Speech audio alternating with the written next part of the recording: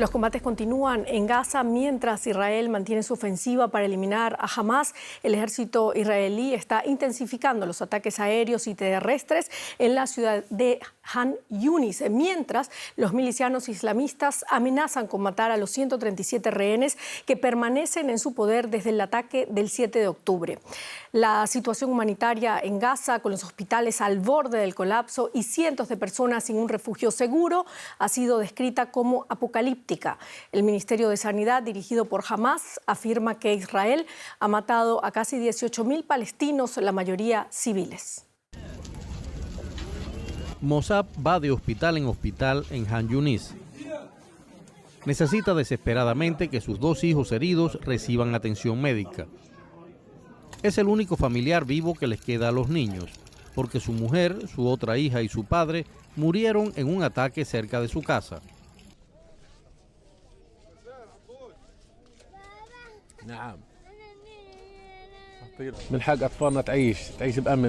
Nuestros hijos tienen derecho a vivir en seguridad, a vivir en paz, a tener alimentos, medicinas, a recibir tratamiento, a tener una vida digna.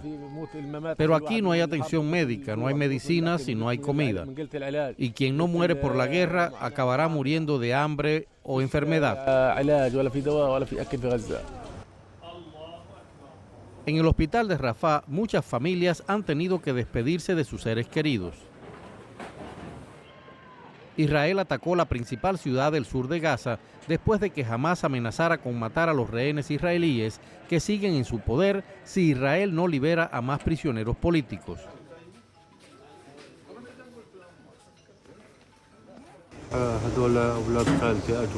La familia de mi tía fue desplazada de Han Yunis debido a la guerra. Vinieron aquí a Rafah, a casa de mi hermana, porque decían que era una zona segura. Estaban en una zona considerada segura cuando ocurrió. Todos han muerto, mi tía, su marido, sus hijos. Los ataques por tierra y aire contra posiciones de Hamás también se han dirigido contra el campo de refugiados de Jabalia.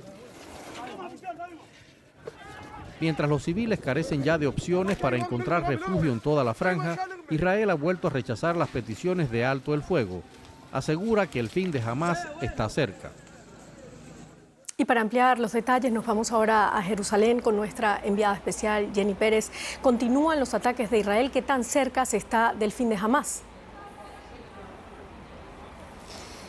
Antes de responderte, debo consignar que hoy día se recrudecían las incursiones en el norte de Israel entre el Hezbollah y el ejército, y también Hamás lanzaba cohetes desde la franja de Gaza hacia el centro de Israel, activando las alarmas en Tel Aviv. Y eso, dicen algunos medios israelíes, demuestra precisamente que Hamás, pese a todo, pese a esa incursión en el centro y en el sur de la franja de Gaza, mantiene el pulso con el ejército israelí.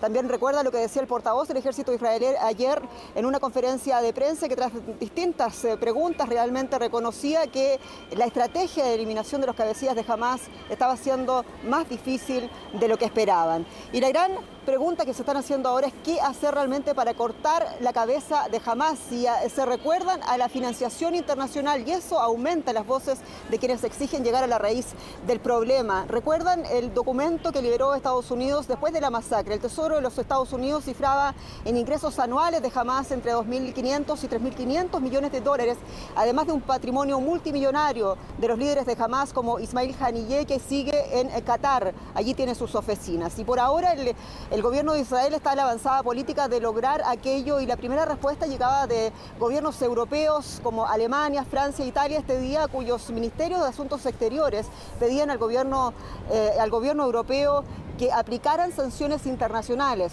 contra Hamás. ¿Por qué ahora el gobierno israelí quiere atacar el tema de la financiación de Hamás? ¿Por qué no lo hizo antes? Esta es una de las grandes preguntas, esta guerra. ¿Por qué ahora y no en 16 años del gobierno de facto de Hamás en la franja de Gaza? Y la respuesta, dicen aquí, es política. Decía uno de los principales críticos de Benjamín Netanyahu, ex primer ministro Yair Lapid, recordaba que cuando integraban gobierno tenían una organización conjunta entre el Mossad, una unidad económica del Mossad, con el Tesoro israelí para seguir ese flujo de financiación de organismos como Hezbollah y Hamas. Pero en 2016, cuando llegaba Benjamín Netanyahu a la primera magistratura de Israel, eso quedaba en nada. Ese fue el problema según Lapid. ¿Dónde está el dinero de Hamas? Aquí hay un informe que se ha liberado de inteligencia del Mossad y también corroborado posteriormente por otro documento del Tesoro de los Estados Unidos que dice que están en los bancos de Estambul, que están en los mercados de criptomoneda, pero además citan un montón de países árabes que financian a Hamas a través del Banco Islámico. Hablan de Irán, hablan de Qatar, hablan de Malasia y también de otra lista que según Israel componen las organizaciones sin fines de lucro que según Israel corresponden a organizaciones que se hacen pasar por instituciones benéficas. Naturalmente Israel no puede solo, necesita el apoyo de la comunidad internacional y la pregunta aquí es cómo lo va a lograr con la enorme tensión internacional que hay, con denuncias explícitas de violaciones al derecho internacional como están haciendo algunos gobiernos en contra de Israel por sus incursiones en la Franja de Gaza y por la política de asentamientos que tiene en la Cisjordania ocupada. Con esto termino el día 66 de la guerra. Este es mi último reporte por ahora desde Jerusalén. Ha sido realmente un privilegio informarles pese a la guerra. Gracias, Jenny Pérez, desde Jerusalén.